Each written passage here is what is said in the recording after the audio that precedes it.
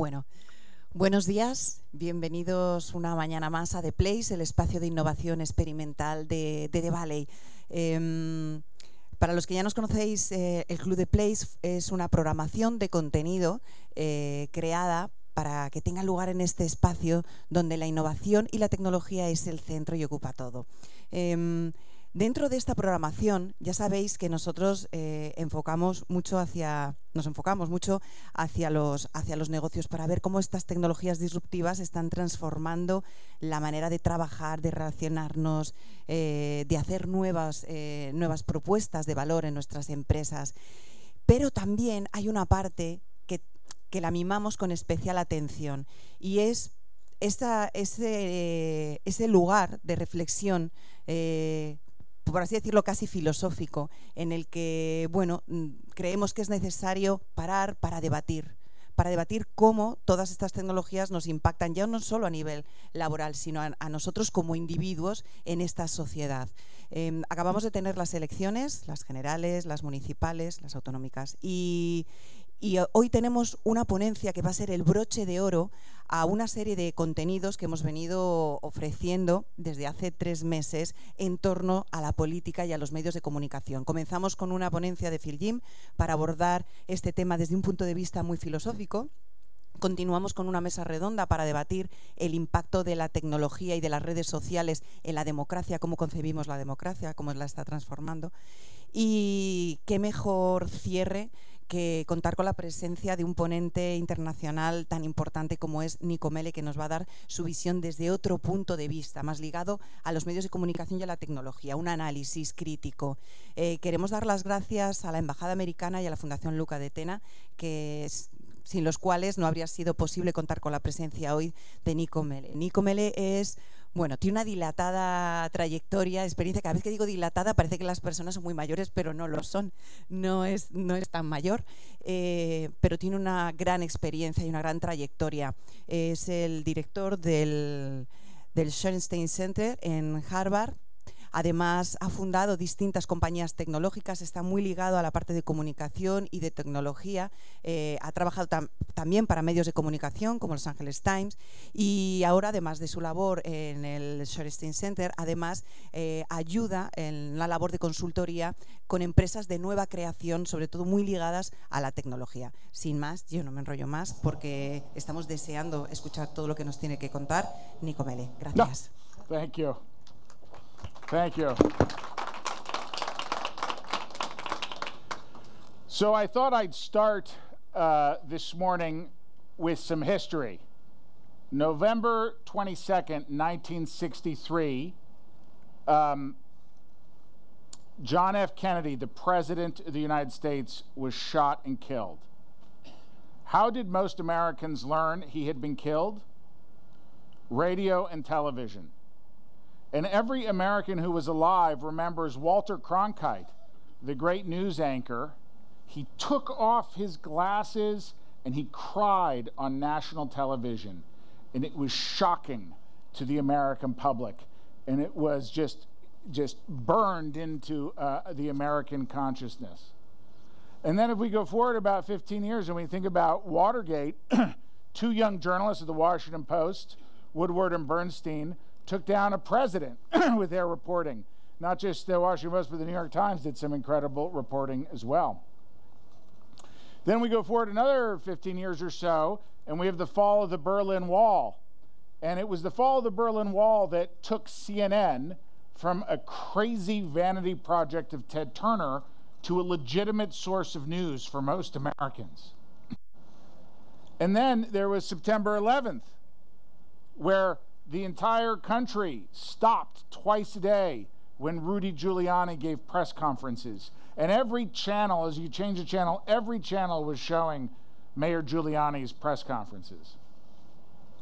So here we have 4 major moments in American history, and the way the public experienced them was always through a journalist, always through the media, the news media, right?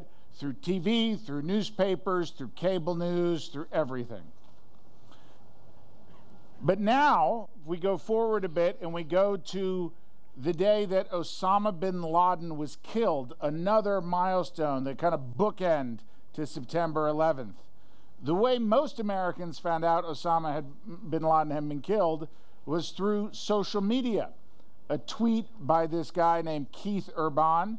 Keith Urban had been the chief of staff to Donald Rumsfeld, the Secretary of Defense in the Bush administration, but he's a Republican, so he's not even in the administration. He's a political consultant, a speechwriter, and he tweets, "So I'm told by a reputable person they've killed Osama bin Laden." He had about 400 followers, but this tweet quickly went viral, reaching millions of Americans. And really, suddenly, here is a major moment in American history where no journalists are involved communicating it to the public. It happens without any journalism. And then I always have to mention, this guy lived across the street from Osama bin Laden in Pakistan, and he live tweeted the entire raid. He didn't know what was happening, but he said, "There's a helicopter landing on my neighbor's house at 1 o'clock in the morning. This never happens. What's going on?" And so this is a visual map of the internet. If you were going to actually map the internet, this is what it would look like. It's from a project out of MIT called the OPTE project, OPTE.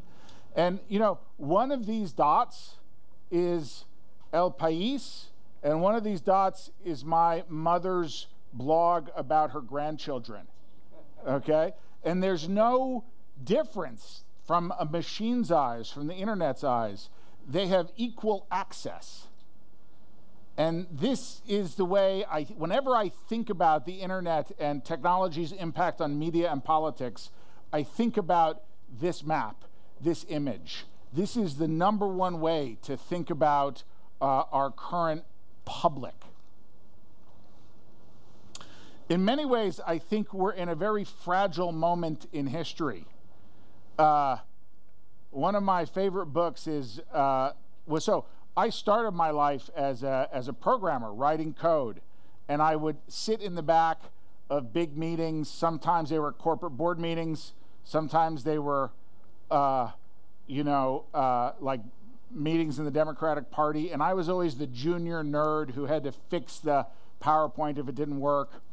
And then even in Harvard faculty meetings, I'll sit there and I'll listen to the people in charge talking, and I just think, I don't live in your world.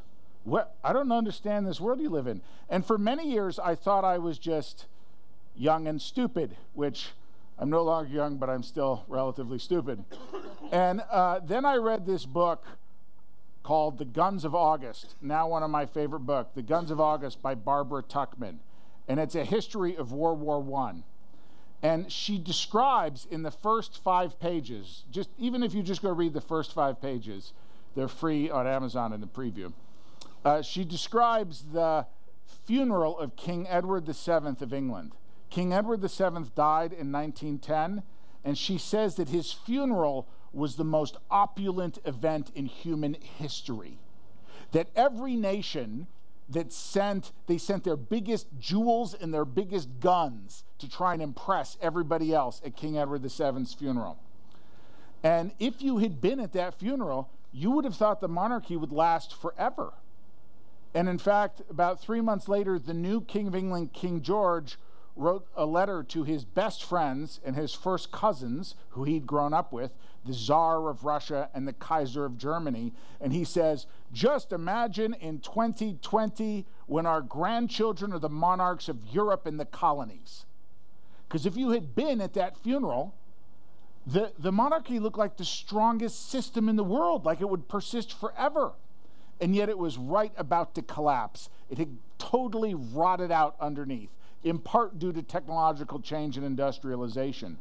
And I believe we're living in a similar moment where the institutions of Western democracy look so strong and powerful, but actually are enormously fragile, rotted out. They've lost their way, and technology is a tremendously destabilizing force in that. And also a force for accountability, holding institutions accountable when they've lost their way. And for me, when I, as a technologist, as a computer scientist, when I think about this, this really starts for me with, well, first I should ask you, it starts for me actually with this machine. This is a Cray supercomputer from about 1973. It would have filled this entire, everywhere you're sitting, it would have filled this entire space. And the way it worked is you dropped a question off, and you came back 2 weeks later and sat on the bench while you waited for it to give you an answer. Does anyone want to guess the base price? How much this cost at the cheapest possible price for one of these machines? $10 million, no memory. Your memory was extra. And so the only people who could afford machines like this were the world's biggest governments, the world's biggest militaries, the world's biggest educational institutions, universities, and the world's biggest corporations. So now I'll ask you the question, what year do you think was the first year you could major in computer science at an American university? Anybody? 1962 was the first year. Do you want to guess which university offered it? Not Harvard. It was Purdue University in the middle of the country. 1962 in Purdue University, you could take major in computer science. And so if you're like me and you're a young nerd and you desperately want to play with one of these machines, your only hope is to go to a university. That's the only way you're ever going to get in front of one of them. And notably, Bill Gates, as a high school student, got special permission to go to the university to use the computer. Now, so here you are, you're a college student studying computer scientists on American college campuses in the 60s. And what else is happening on American college campuses in the 60s? The civil rights movement, the anti-war movement, a protest movement. And a guy named Ted Nelson wrote this book, Computer Liberation. You can and must understand computers now. And he says in this book, he says something in this book. He says, we have to do something radical. We have to create the personal computer. Because the people in charge, the man, you cannot trust them with this power. They will take these giant machines and use them to send you to die in unjust wars. So we have to do something radical. We have to take this power away from the man, away from institutions. We have to do something radical. We have to create the personal computer. And he says, in the future, hundreds of people will own their own computers, and thousands will want them. And actually, Ted Nelson invented something you use every day. He invented the idea of the hyperlink. Every time you click on a link, that was an idea Ted Nelson came up with. So here we have these computers that fill rooms, right? That a computer that fills a room in the 70s that cost tens of millions of dollars. And then these really kind of radical computer scientists, in part radicalized by this whole movement, decide they have to create the personal computer. And in fact, Bill Gates when he became wealthy, bought the rights to this book and republished it in Microsoft Press in 1984. And a whole, if you've read the biographies of Steve Jobs was inspired by this same movement and Ted Nelson to create the personal computer. And so we go from computers that fill a room that cost millions of dollars to computers that sit on every desk. You know, in 1984, Steve Jobs introduces the first Macintosh personal computer, and the advertising campaign is all about George Orwell in 1984 and taking on the man, right? We're bringing power to the individual out of the institution. And then in the 1990s, we begin to plug these computers into each other and share like printers, and you may remember the H drive. Then we plug all the computers into all the other computers, and we have the internet. And now we walk around with these incredibly powerful computers on our person. In fact, this iPhone is so much more powerful than a Cray supercomputer circa 1974 that you almost cannot compare them. A bicycle and a Boeing 777 are both transportation, but they're really not the same.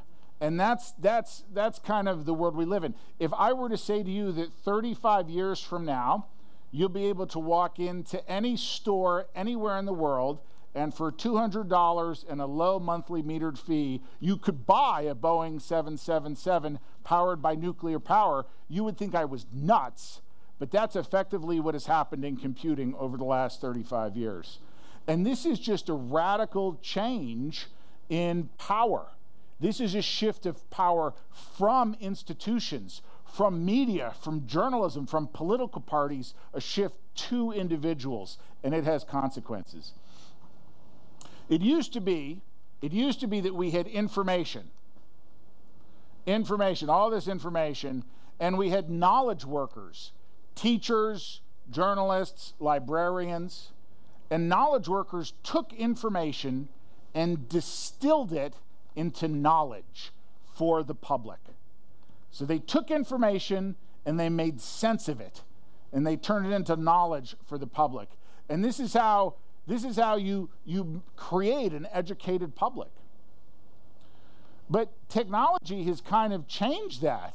And I'm going to change gears here a bit and say, now I'm going to think about this as a political leader. As a political leader, you would take your message, your political message, and you would bring it to the media, usually to television and radio, and you would communicate that to the public, right? You would use the knowledge workers, to take your ideas and fact check them and evaluate their veracity. And then that was because you had no choice. Your only way to reach the public was to go through knowledge workers who could evaluate your claims. But the internet comes along, and suddenly you can take your message directly to the public. We've disintermediated the knowledge workers. This is what Donald Trump does so brilliantly with Twitter. But it turns out this actually got a little complicated. So how do we think about that? If we think of all of human history, how old are humans? I'm not an anthropologist, but roughly 400,000 years old, maybe. And civilization is about 40,000 years old. And written writing is about 4,000 years old. So we'll start with cave paintings. And we'll take, hieroglyphs on Egyptian monuments and the first Chinese characters carved on ox bones. And we'll take papyrus and clay tablets, and eventually Gutenberg and the printing press, and books and paintings, and eventually photography, and now recordings and radio, and now television movies. We'll take, and even the internet, we'll take all of the information created in all of human history until about 2010. And that's about how much information will be created in 4 hours today. And that's thanks in part to the power of these devices.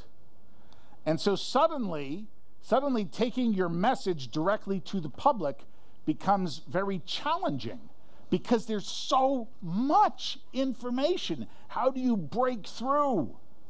And that is when we really introduce algorithms into the equation, right? Google search is an algorithm. If you Google White House, how do they know that you're looking for the White House for sale in your neighborhood, or they're looking for the White House in Washington, D.C.? If I asked all of you to Google Jaguar, some of you will get pictures of the animal on National Geographic. Some of you will get the car company. Some of you will get a sports team. There is so much information out there that we have to use algorithms to wade through it, to make sense of it. And incidentally, those algorithms have bias. But this creates a challenge for political leaders. It used to be you had to go through the media, right? And the media would evaluate your claims and deliver it to the public. And then for a while, and you still can to some extent, you could go directly to the public, but now you have to go through these algorithms and figure out their bias in order to reach the public. And this creates, I'm sure you are shocked, some challenges. So here you are. I should have gotten here. So you're both speaking directly to the public, and you're speaking to the public through algorithms, right? That's the challenge of political leadership today. But this creates some perverse incentives. So this is some research we've been doing at the Shorenstein Center at Harvard. This is the top 100 English language mainstream media organizations on Facebook based on the size of their Facebook audiences. And so the BBC is the largest audience on Facebook, CNN is next, the New York Times, ABC News, Huffington Post, NBC News, USA Today. So this is the top 100 English language mainstream media news sources on Facebook. This is the top 100, we call them junk news, because I don't like to use the word fake news. The top 100 junk news audiences on Facebook, publishers on Facebook by audience. You know, most of these you probably never have heard of. And if we put them on the same graph, this is what they look like. Your information stream on Facebook is polluted with junk, with misinformation. And this is because, in part, in a large part, because of the algorithmic incentives. Because algorithms respond to emotion. And the strongest emotions tend to be hate and fear. The cheapest ones to evoke are hate and fear.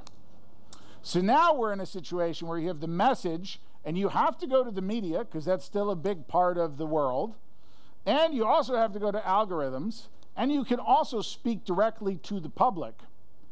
And this is how I understand Donald Trump's success. If you've heard of AOC, Alexandria Ocasio-Cortez, this is how I understand her success. Those kinds of political leaders, the new normal, they understand you have to use the mainstream media. You also have to game the algorithms, and you can speak directly to the public, and you have to do all three at the same time in order to dominate the political message sphere, to dominate the public. So this kind of takes me back to the beginning, and we think about this fragile nature of our political systems, the potential for them to collapse.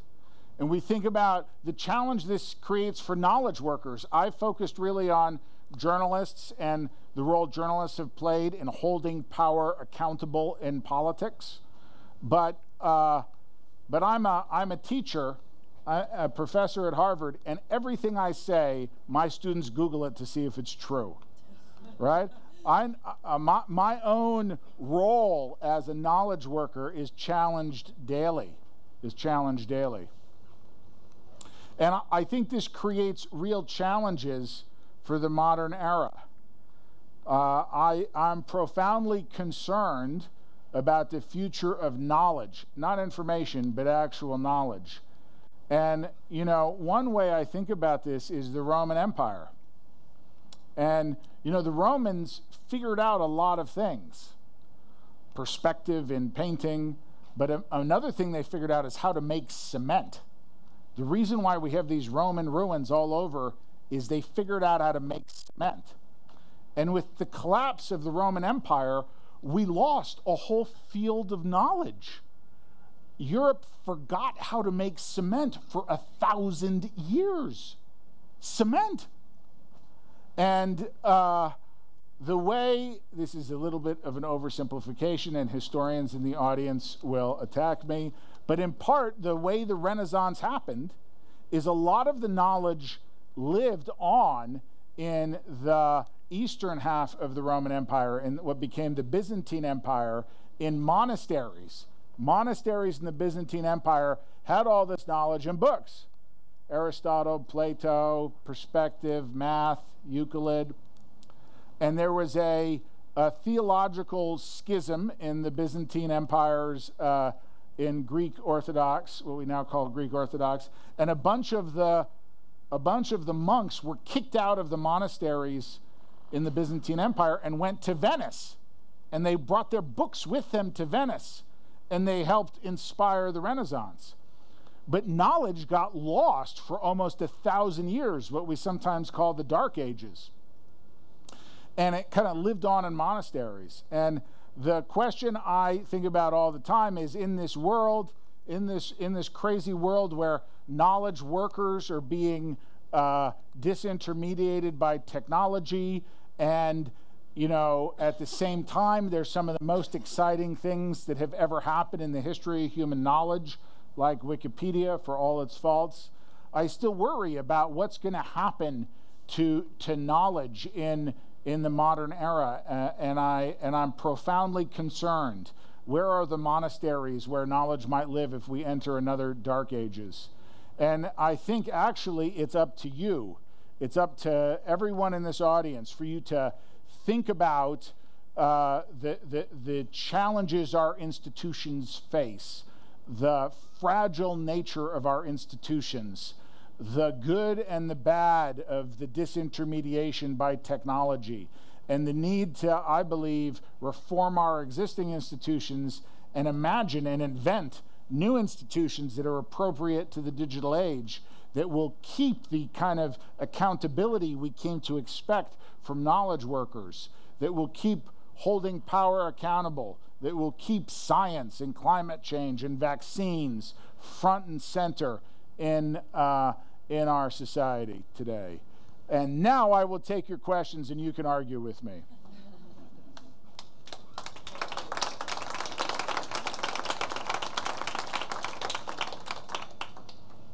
Any questions?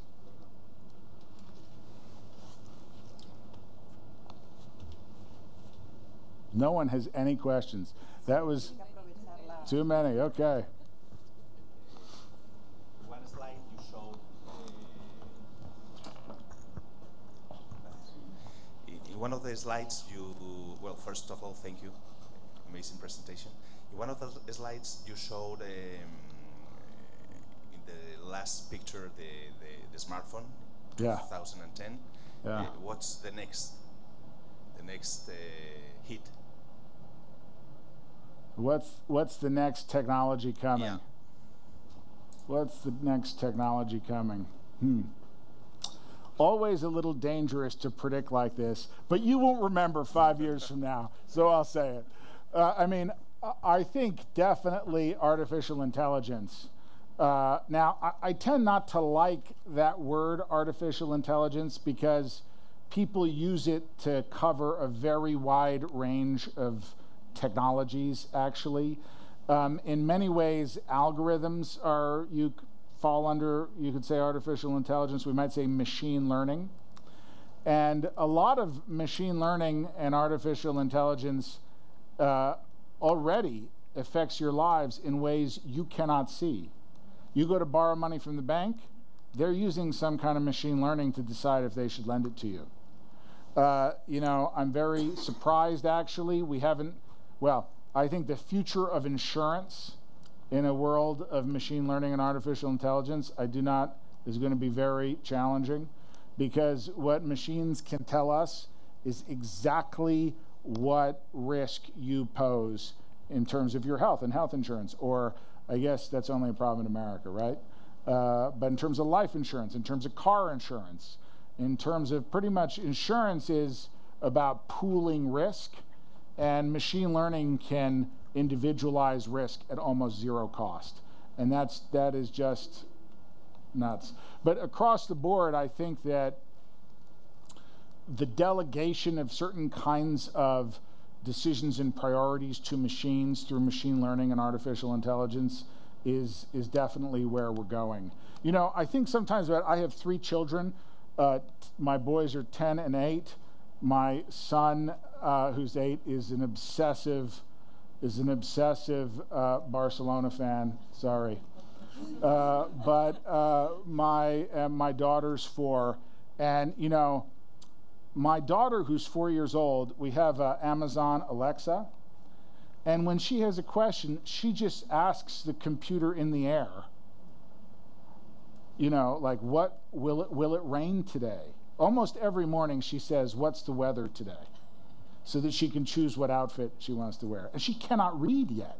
She can't read, but she knows she can talk to the computer and it will tell her. Or sometimes my boys, when they're doing their homework, they'll say, "Alexa, how do you spell fragile?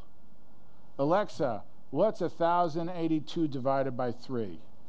And they have this expectation that the machine will talk back to them and give them the truth.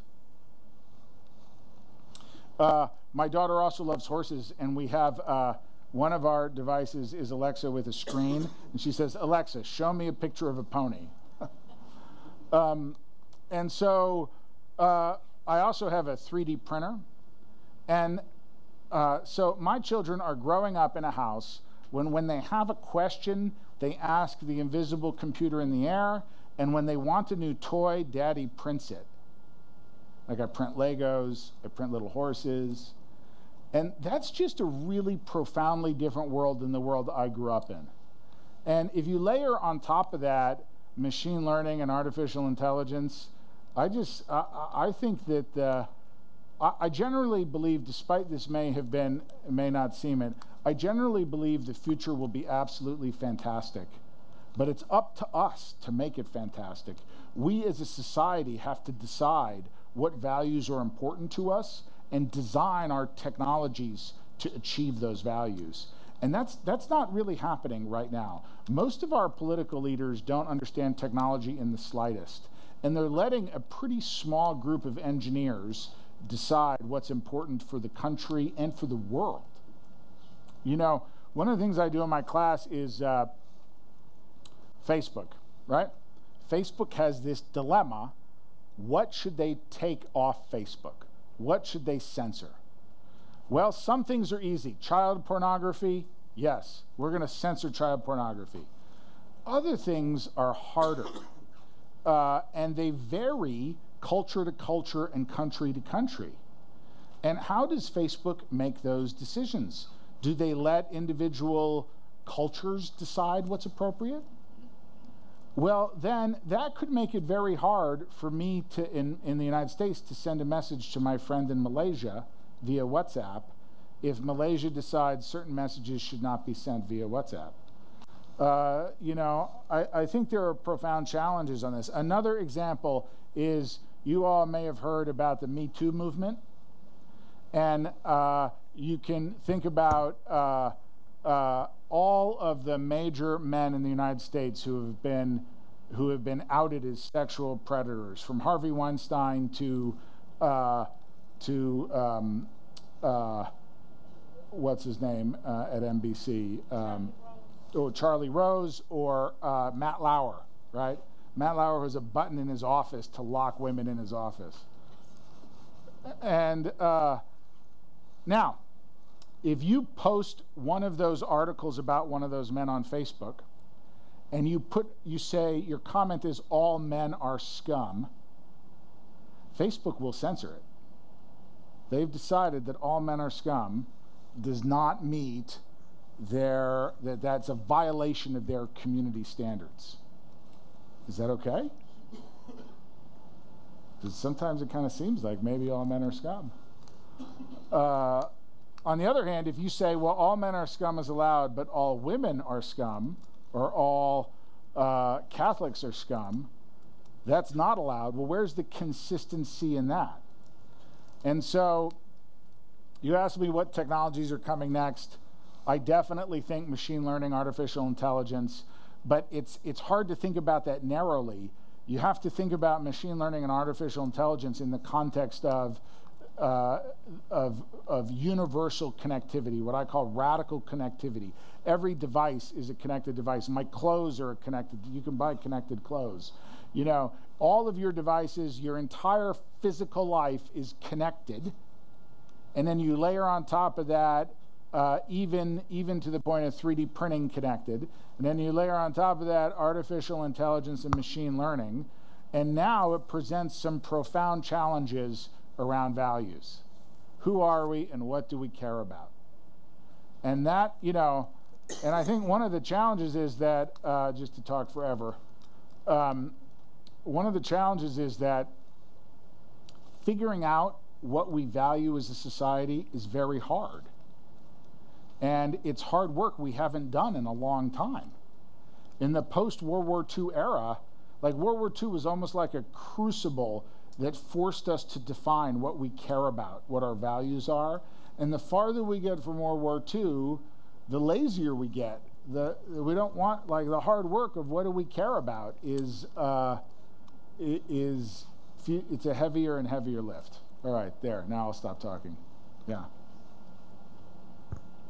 Hi, Nicco. Fantastic presentation as always. So what's your take on the gap that is between regulation and the speed of technology? Ha ha ha. A favorite topic of mine. So,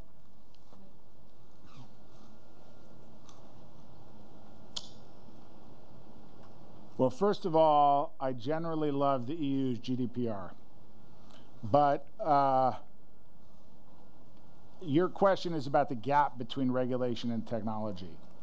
You know, the regulatory processes we have were designed for the era of industrialization.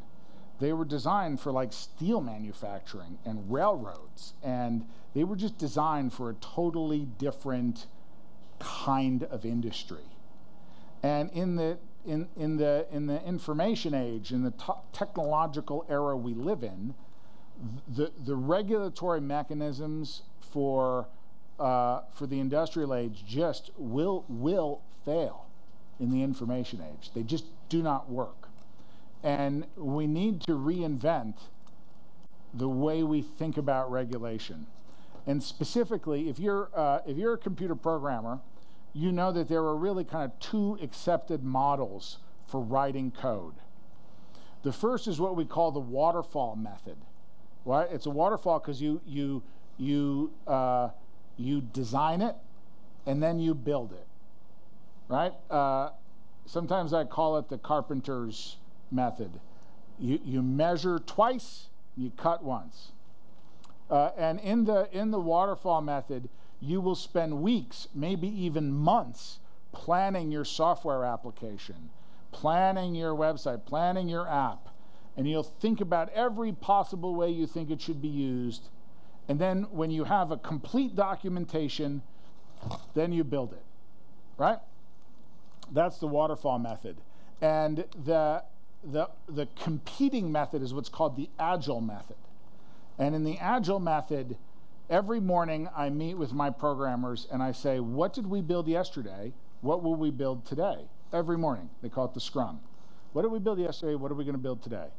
And so in the waterfall method, it's like an architect who designs a perfect house and then gives the plans to the builder, and the builder builds the house. And in the agile method, every morning the architect goes to the site and says, let's build a bathroom today. Maybe we'll put a wall here. What do you think, guys? And most software today is actually written in the agile method. And so a regulatory approach that says, show me the blueprints and I'll approve it, is not going to work, because there aren't any blueprints, because the pace of change is rapid, right? And frequently driven by A/B testing, kind of live A/B testing, where if we all use Google right now, some percentage of you will get a different algorithm because they're testing a new algorithm, and if it works, they'll share it more broadly, right? And so in that kind of framework, we need a totally different approach to regulation. And just to add another layer on top of that, artificial intelligence and machine learning makes regulation, even the old model of regulation, even tougher. You know, one of the things to remember about artificial intelligence is machines make mistakes, but the mistakes they make are mistakes humans would never make. they make very different mistakes from us. And so a regulatory regime set up around the assumptions that these are the mistakes humans make is going to fail in a machine learning world. And so the question is, what does a new regulatory regime look like?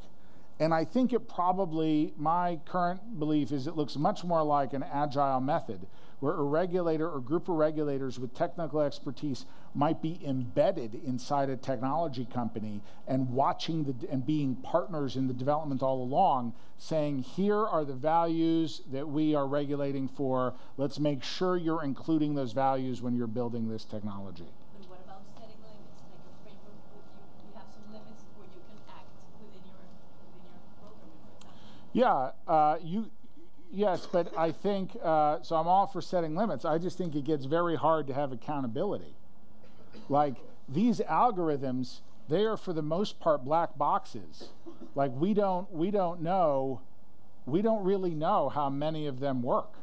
They're trade secrets, but even when I've interviewed engineers at major tech companies who build algorithms, a lot of times they say, well, we don't really know why it works, we just know it works. And that's machine learning, that's artificial intelligence. And so the challenge can be not just in setting limits. The challenge can be, I think, in actually thinking about what values we want to bring to it. And,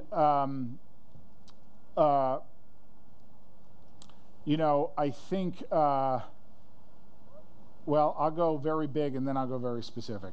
In the very big frame, I think that all of the values in our current technology is designed to maximize profits for a handful of companies.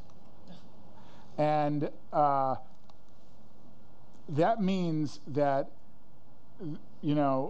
like in your information diet, they have a financial incentive to give you things you will click on and pay attention to, even if they're false, even if they're demonstrably harmful to the public. And so, because that generates, the more time on site, that generates more advertising revenue. And the challenge there is what values, they're for-profit corporations, they should make money. In particular, Facebook advertising subsidizes, basically pays for WhatsApp, basically pays for the rest of the world's communication vehicle, right? Through Facebook advertising, mostly in the United States. So there's a real screwed up incentive structure here. And so I don't believe that we should stop them from making money, but I do believe we might want to say to them, in addition to the profit motive, you must also incorporate these values, right? And what are these values? Well, we need a robust debate, but one way of thinking about these values, I think, is thinking about, I've borrowed this from Eli Pariser and Talia Stroud, looking at urban planners and architects and the way they think about public space and public transportation and the values that go into designing public space, where maybe we need to incorporate or even legislate that tech companies need to take some of those values into account. I also, to the more specific example, GDPR is a real, almost obsession of mine, because it's actually the first real attempt to set limits for a lot of technology companies. And one of the most interesting limits it sets, in my opinion, is part of the GDPR rules, you can only collect data relevant to your current product. Now, there was just a piece, I think it was in the Wall Street Journal, might have been the New York Times, that looked at 80 apps for children, like toy games, and found that 79 of the 80 collected a whole wide range of data, like what you're surfing and what your Facebook friends are, a huge range of data that is not relevant to the app. And data collection is so easy, so cheap, that a lot of times when we're designing software, we think, well, just capture it all and we'll figure out later if there's any value to it. And that's a super dangerous mindset in my view. And so, if we're gonna get more specific about regulation, I always want to start with data, because regulating specific technologies is challenging. Regulating data is at the root of the information age and helps to drive smarter decisions.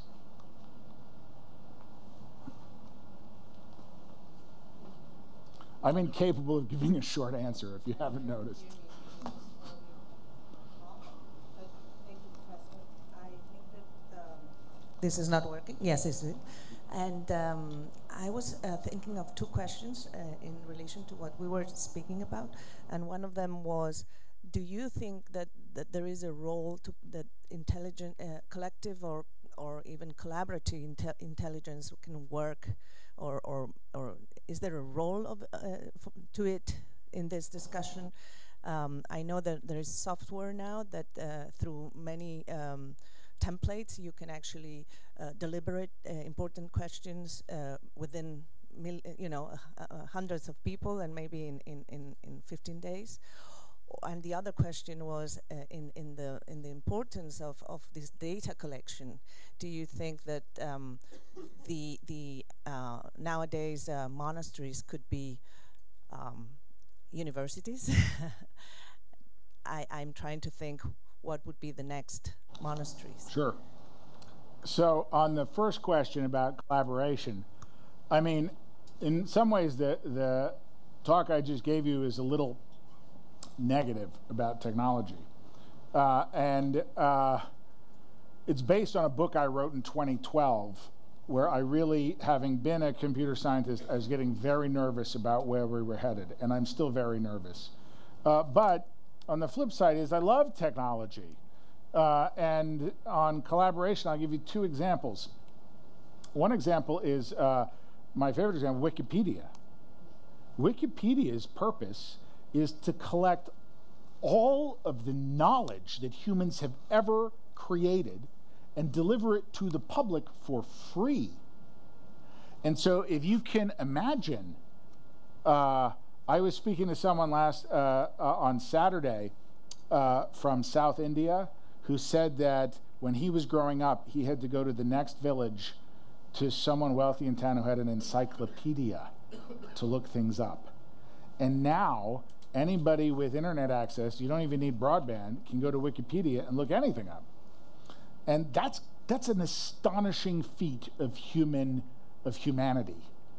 And just to make it even more astonishing, if you take every minute spent Wikipedia is entirely 100% volunteer created.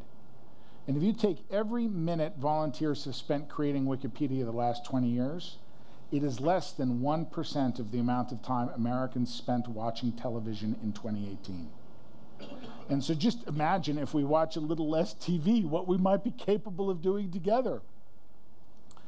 However, relatedly, not to say it's the greatest thing ever, but you know, Wikipedia is disproportionately created and edited by men.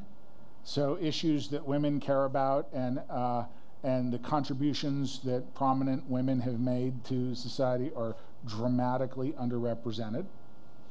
Wikipedia, its quality varies. Once you get outside of English and Spanish, actually the quality varies quite significantly. In English, Wikipedia rarely has explicit errors get corrected pretty quickly, but errors of omission are much harder to catch. Years ago, I should find out if this is still the case, but I used to do this exercise in my class where because in my graduate class, School of Public Policy, I would say, pick a public policy issue you're an expert on and go evaluate the Wikipedia entry on it. So I had a student from the School of Public Health who evaluated the Wikipedia entry on suicide prevention. And she said it had 2 common methods of suicide prevention, and the entry was excellent, but there are 12 in the literature, so 10 of them were missing. So that's kind of the weaknesses of Wikipedia. Nevertheless, I believe it is one of the most exceptional contributions in the history of humanity, and it's completely a collaborative effort for the public. It's a beautiful and incredible thing, and I think it provides a nice alternative to the profit motives of companies like Facebook and Google, right? Here's a different model. I also think on the collaborative front, you know, the Black Lives Matter movement, even Me Too, those are products of collaborative, like the, you know, one of the challenges with this model is it was pretty much all elite white men making these decisions, leaving out a whole range of important information and viewpoints. And so one advantage to this, and even to the algorithm part, you know, is that it brings a much wider range of voices to the table and does have a role in holding power accountable. There is no doubt that Black Lives Matter and the Me Too movement have been holding power accountable in a way that other institutions have not. It's a way institutions have failed. And so there is real value in this kind of brave new world, but it's a little complicated, right? We need new ways of navigating it because it raises new issues. It's really a different kind of power, and it's a very dangerous kind of power, actually. My point of view was if corporations are already doing it, they are using software to make decision making and taking into account all the people that need to be putting the input and not with meetings, but through collaborative work through these softwares that they create. Could it be a way to do regulatory? But the problem is that it's not a democracy. They put the yes, input, well, but then there's someone that makes the decision, right? Now that's a tricky one. It's frequently a machine that makes the decision, not a someone.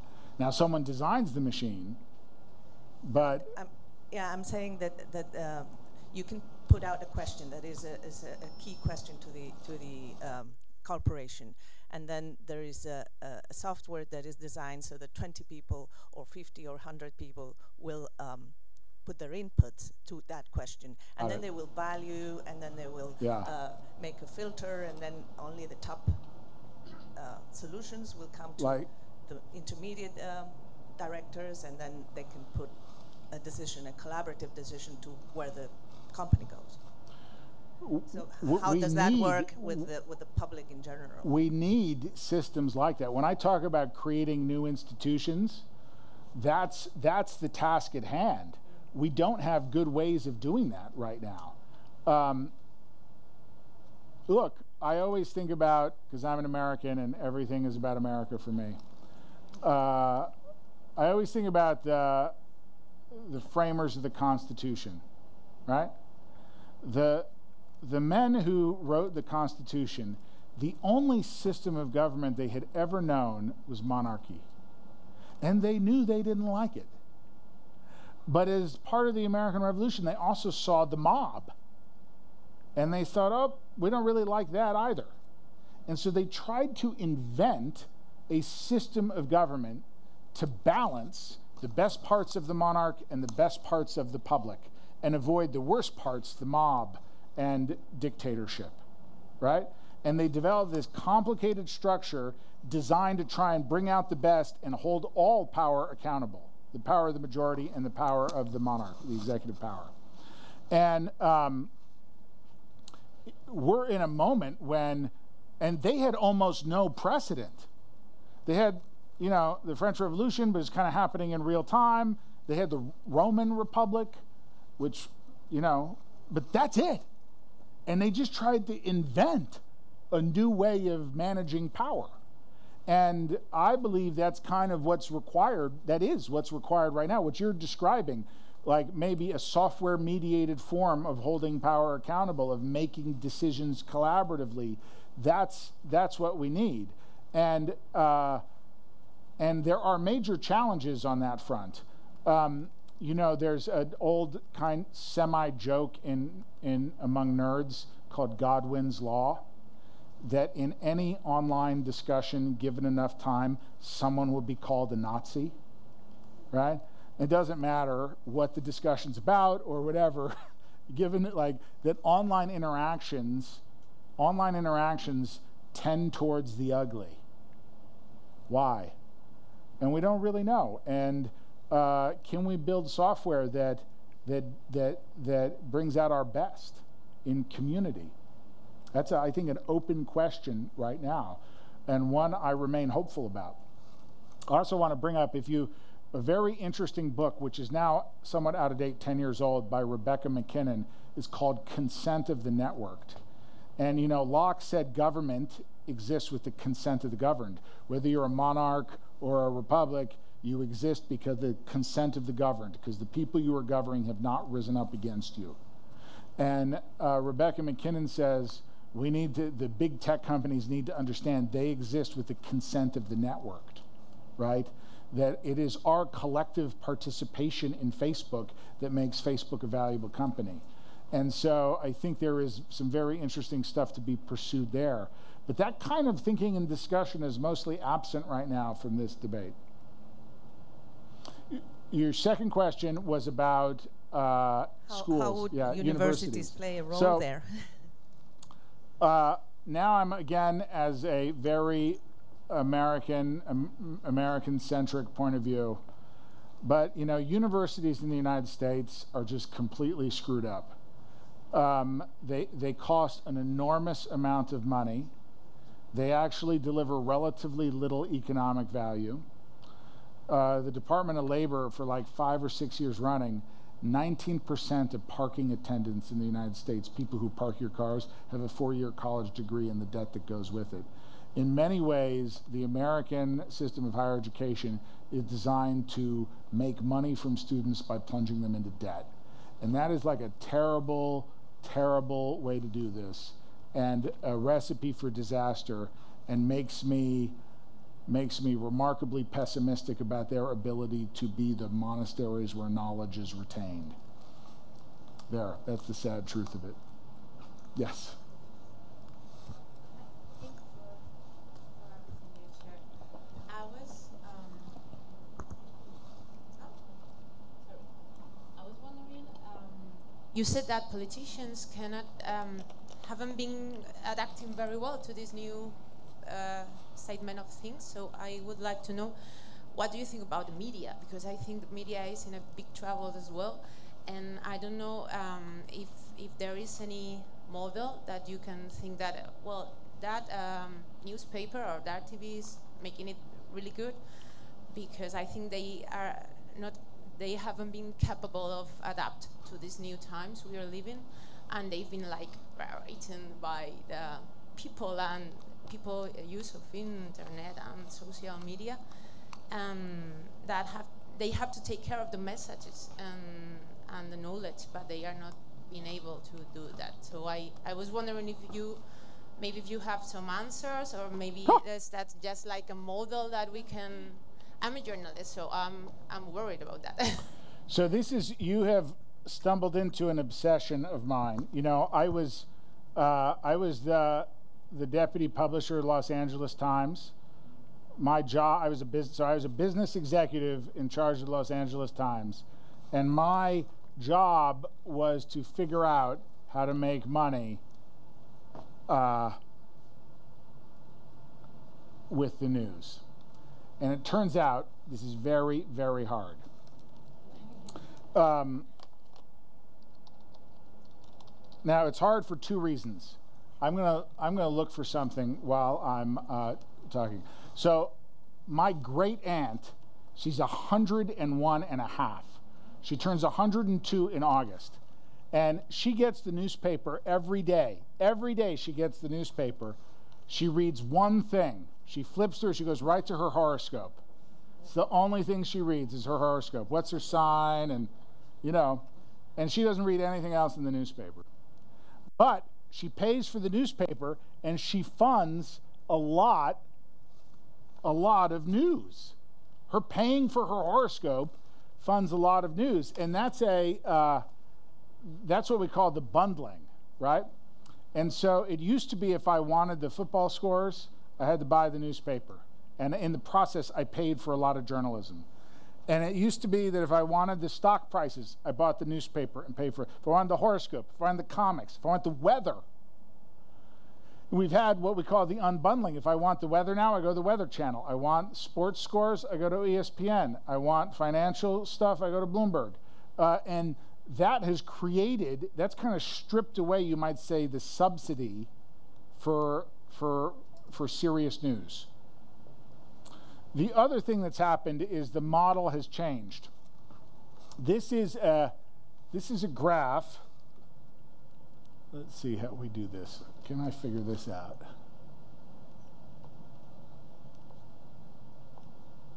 Here, what happens if I do this? Whoop, okay.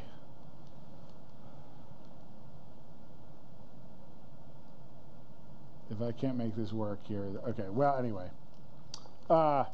This graph, look at this. This is the entire U.S. newspaper industry revenue, advertising revenue. And that's Google advertising revenue and Facebook advertising revenue. If you look at all global online ad revenue in 2003, it was almost all with Google. Facebook is, of course, newer, so it didn't show up in 2003. But even today, Google and Facebook together account for, I actually don't know what the number is, but north of 75% of all digital advertising dollars go to two companies, Google and Facebook. Now, this is a little misleading in that they're not just taking advertising dollars from newspapers, they're taking them from, you know, television and lots of magazines, lots of places. But, and I don't really blame them, okay? They're making advertising money off of, like, me. I post photos of my children, my mother and my aunts, look at them, and they sell ads there. That's not taking money away from news. But the Google and Facebook have just fundamentally changed the advertising ecosystem. And so, you know, the way I think about it is for about 150 years, all advertising, all news, for about 150 years, all news was funded by advertising, all of it. And there's no world in which that's true. Sometimes they say it was peak advertising. We went through peak advertising. And advertising is just not going to fund any journalism. And so where does that leave us? Well, that's a challenge. Two clear kind of three possible paths to a future for news. Because, by the way, that problem I showed with fake news, that's in part due to the fact that news has collapsed and there's very little news. I believe that fake news is filling a void created by the economic collapse, the business model for news. So 3 paths to a future for news, all 3 are challenging. But the first path is through subscription. In the past, almost all news was funded by advertising. Well, you know, I think we're headed to a future where almost all news might be funded by subscription. The problem then is that the quality information goes behind the paywall. And that means it becomes effectively a luxury good, and you lose kind of a public value to it. A second possible model is the public model. I mean, the #1 news source in the world today is the BBC, right? Now, in the United States, it's particularly challenging because if you look at 17 industrialized nations, on average, it's, I think, $82 per capita spent for tax money goes to public media. And in the United States, it's $3 per capita. So the U.S. has among America effectively does not subsidize public media at all. And I actually don't know what it is in Spain. but I'm going to resist the urge to look it up. So one vehicle is subscription. The challenge there is that it puts quality news behind a paywall. Another solution is publicly funded media. The challenge there is it runs the risk of propaganda, and public funding is just always going to be complicated politically. I mean, the BBC is a good example. Major political fights over the BBC. ZDF in Germany, another interesting one. The third possible model, which is growing very dramatically in the United States, which I have recently done a study of, is what we call nonprofit news, like the ballet. There is more philanthropic money that goes to the ballet in the United States than goes to journalism. And so maybe we need to create new vehicles for philanthropic journalism in the United States, maybe even some new tax incentives. Again, thinking like an American, it's all about tax incentives. Yes?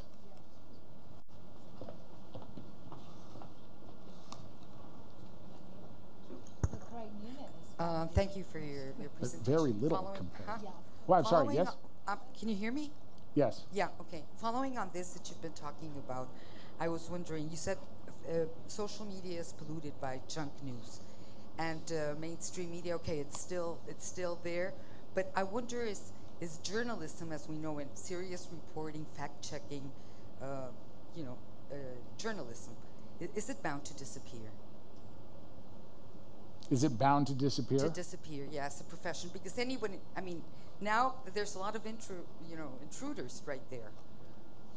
Yeah, I really hope it does not. Now, hope is different from believing, or I guess my answer is complicated. There's always going to be a market for certain kinds of news. For example, investigative journalism in the financial markets, always an incentive for that. Bloomberg, et cetera. Like investigative journalism about the President of the United States, always a market for that. Doesn't matter who's president. So there are certain kinds of investigative journalism that will always be, there will always be economic incentives to pursue. The problem is, I think the problem is mostly in more local journalism. So there was just a study released by a professor at Notre Dame, professor from the University of Chicago, that said, that looked at newspaper closures in the United States. It said that within 3 years of a newspaper closing, the municipalities, the towns and cities and counties where the newspaper closed, the price of their municipal bonds went up significantly, between 3 up to 9 basis points, even when controlled and compared to comparable counties. And we don't know why, but the suspicion is that when a newspaper closes, corruption goes up, government corruption goes up. And then the governments, when they want to borrow money from the markets, have to pay a lot more to borrow the money because of corruption. And so I think the challenge of investigative journalism, there are certain kinds of investigative journalism that will not go away ever, because there are incentives in terms of power and in terms of money to pursue them. But there are also really important kinds of investigative journalism that, at least in the United States, have gone away. Like, they're gone.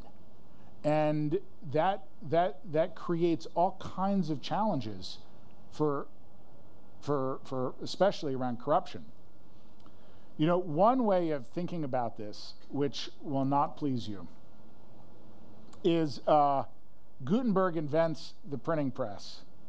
And what's the first thing he prints? Bibles. The Catholic Church did not like that idea, because prior to the printing press, the Catholic Church could control the information. And once you have the printing press, you can't control it. Information proliferates, and before you know it, you have Martin Luther nailing the 95 Theses to the cathedral door, right? And in many ways, I think you could look at, as a Clay Shirky argument, you could look at Gutenberg from the printing press through the Reformation and the Counter-Reformation as really a story about technology, power, and accountability, right? And it was like easily a couple hundred years of chaos. Right now, because of what's happening to journalism, we're headed to a chaotic place. And even though some kinds of journalism will persist, investigative journalism will persist no matter what, some important kinds may go away for a while until we figure out a new vehicle for them. And this is why I have that slide about the end of the monarchy, because I think people don't understand the extent to which the fundamental post-war institutions of Western democracies are profoundly fragile and under threat. Although I think the election of people like Donald Trump and, you know, even the rise of Vox here in Spain have helped people realize part of the challenges of our current era.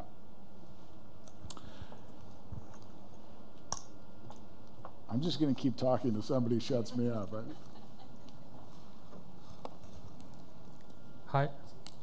I have a question regarding to the slide that you showed, the quality papers and the junk papers.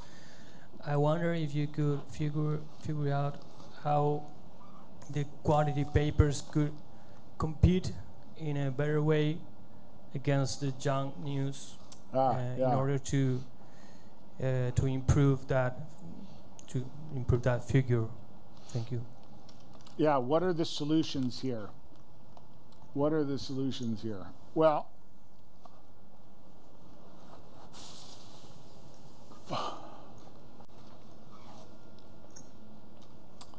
there's a couple different ways of thinking about potential solutions.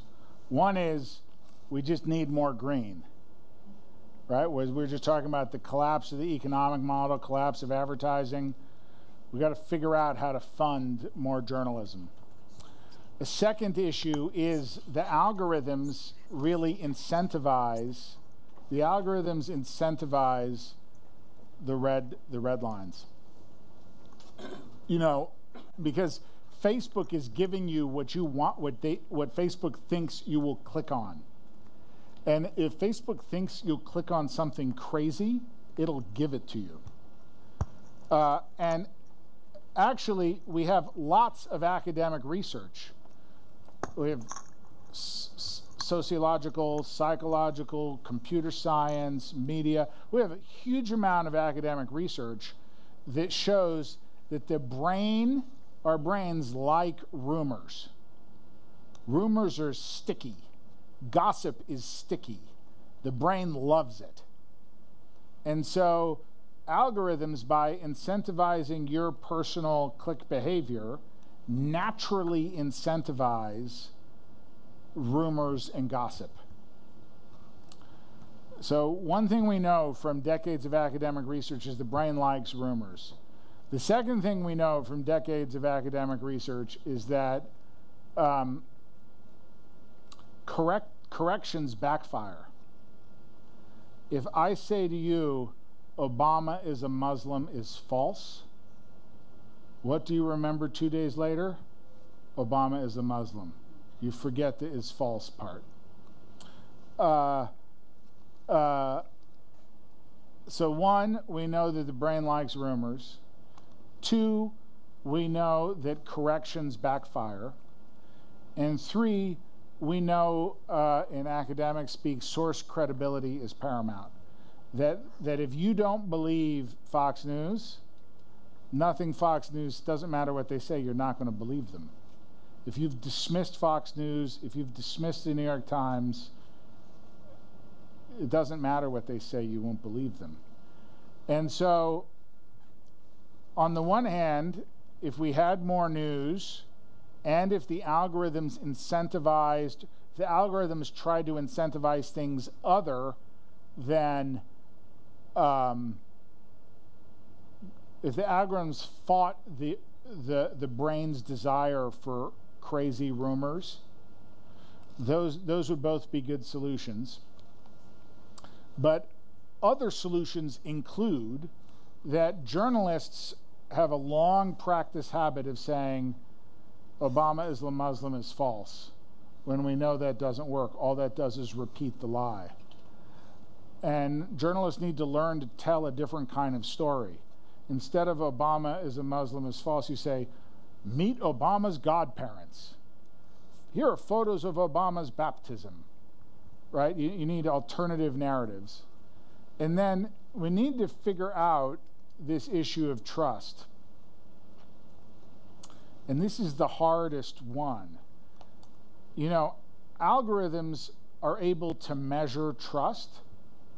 And so algorithms are optimized towards trust, not towards truth, because truth is much harder to measure. And if I only trust, you know, certain one side or certain news sources, I end up living in a bubble. Eli Pariser calls it the filter bubble. I end up living in a bubble of only things I trust, even if they're wrong. And how we puncture that, how we change the trust dynamics, is partly about algorithms, partly about media, the mainstream media, but also partly about the public and education and how we raise our children. So it's not an easy fix, although some of it may be easier than others. Any questions? So it's time to finish. Well, thank you very much for this interesting presentation, and thank you very much for coming to the place. This is our place, and this is your place. Please come back soon. Look at this screen. I love it. Thank you. Thank you. Thank you very much. Thanks. Bueno, pues terminamos la jornada de hoy del Club de Place. Quería recordaros, bueno, hoy me voy a la presentación. Don't worry. Ya he llegado. Quería llegar aquí. Como sabéis, y para aquellos que no, lo cuento para aquellos que no lo saben, y para los que nos están viendo en streaming, perdón, The Place es el espacio de innovación de The Valley. Nosotros nacimos como escuela para ayudar a los profesionales y a las empresas a formarse y a entender el entorno tan disruptivo en el que estamos inmersos. Todo va cambiando a una velocidad trepidante y es necesario tener unos conocimientos y unas habilidades que nos están demandando esta nueva economía digital. Y así nace The Valley. Al mismo tiempo que formábamos a estos profesionales y a estas empresas, surgía también la necesidad de buscar ese talento que no es que esté oculto, pero que se mueve por otros cauces, otros caminos, y es difícil de encontrar porque son perfiles muy cualificados y muy especializados de esta nueva economía digital. Y por último, nació Scale.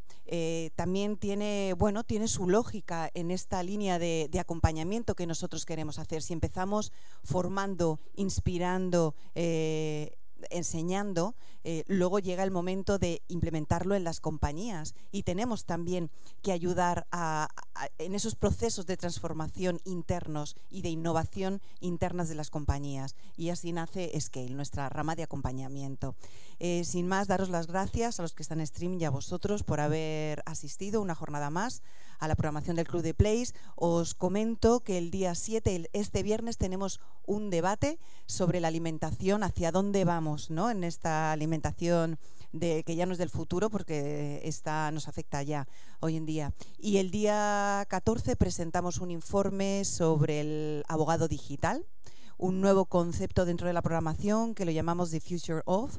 Y bueno, va a estar muy interesante. Así que os esperamos aquí en The Place, donde el futuro ya es presente. Muchas gracias.